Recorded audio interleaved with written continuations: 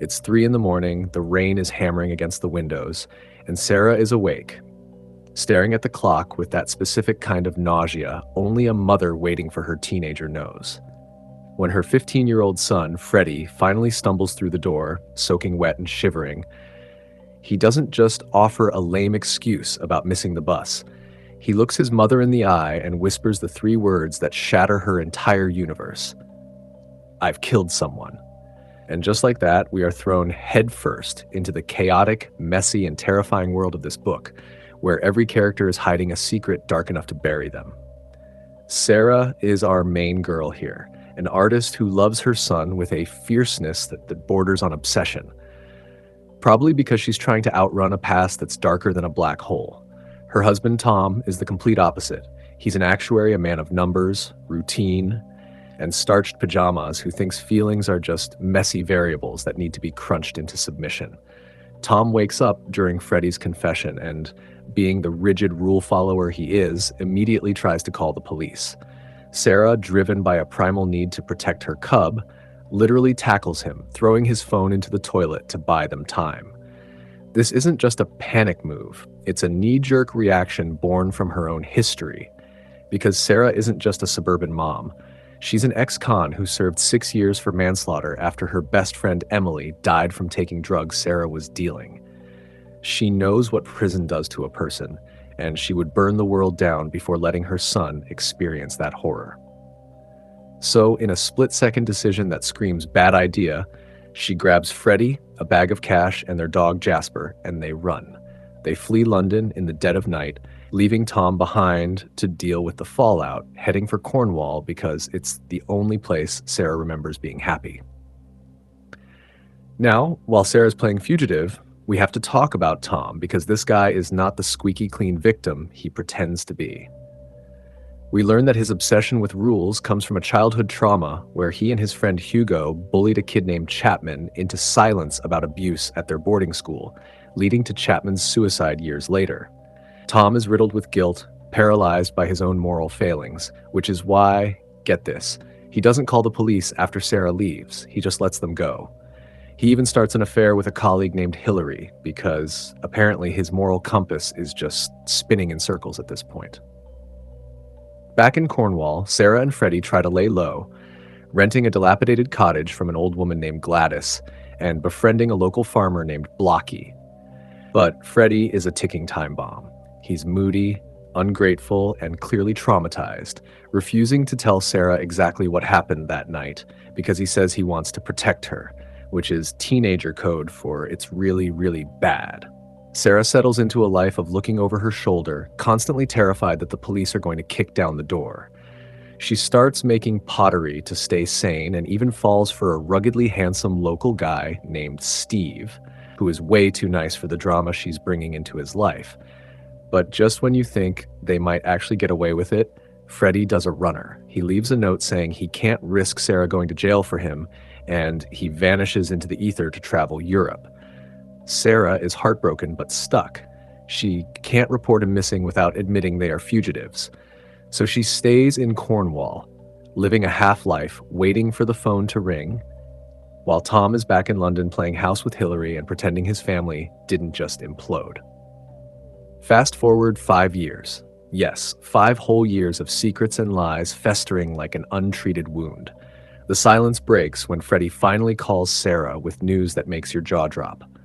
A man named Paul Harris, known as Knuckles, is on trial for the hit-and-run murder Freddie was involved in. Knuckles is a career criminal who is already in prison for another crime, and he's claiming Freddie was the driver. Freddie wants to come back and face the music, but he's terrified. Sarah rushes to the Truro Crown Court to see what's going on, and who does she spot in the public gallery? Tom. It turns out Tom has been keeping tabs on everything because, and here's the twist that changes the whole game, a girl named Flick showed up at his office years ago, claiming she was pregnant with Freddie's baby. That's right. Sarah is a grandmother to a little girl named Maddie, and she had no idea. Tom has been supporting them secretly, showing a side of himself that is actually decent for once. The reunion is tense, to say the least.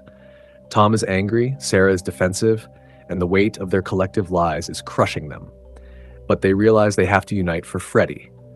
Freddie flies back to the UK and hands himself in, looking gaunt and shaved-headed, a shadow of the boy who left. He confesses everything to Sarah. That night, he fell in with Knuckles because he was desperate for friends after being ostracized for stealing his grandmother's necklace, another gem of a bad choice. Knuckles pressured him into robbing a petrol station, and as they were speeding away, the attendant ran out. Freddie, in a panic, grabbed the steering wheel to try and swerve, but instead, he caused the car to hit the man, killing him instantly. It was a tragic, stupid accident born of peer pressure and panic, not malice. The trial is an emotional roller coaster. Flick, the mother of Freddie's child, takes the stand and drops a bombshell. She was in the car too. She has video evidence on her phone that proves Knuckles was driving and laughing maniacally while Freddie was screaming for him to stop. This video saves Freddie from a murder charge, but he still gets slapped with 5 years for manslaughter because he fled the scene and left a man to die. And Sarah, she doesn't get off scot-free either. For assisting an offender, her own son, she gets sentenced to 2 years in prison. It's a gut punch, but also, weirdly, a relief. She's finally paying for her choices, not just with Freddie, but maybe penance for Emily too. Prison is rough, but Sarah survives it by focusing on the future. She realizes that her overprotective love actually crippled Freddie, preventing him from taking responsibility for his actions earlier. When she gets out, the landscape of her life has completely changed.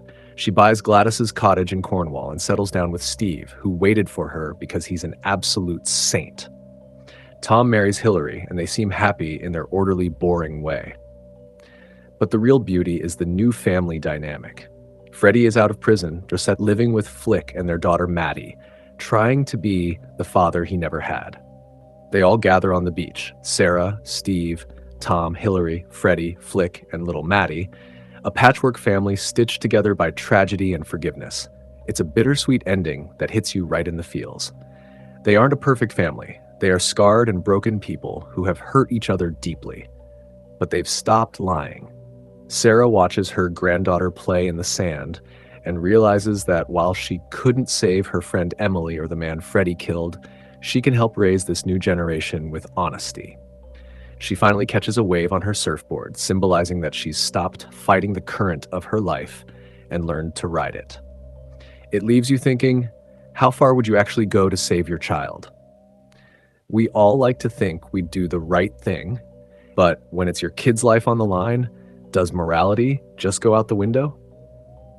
It's a terrifying question because most of us probably know the answer, and we're scared to admit it. If you love stories that mess with your moral compass and make you want to hug your mom or run away from her, make sure to like this video, drop a comment about what you would have done in Sarah's shoes, and subscribe for more deep dives into twisty family dramas.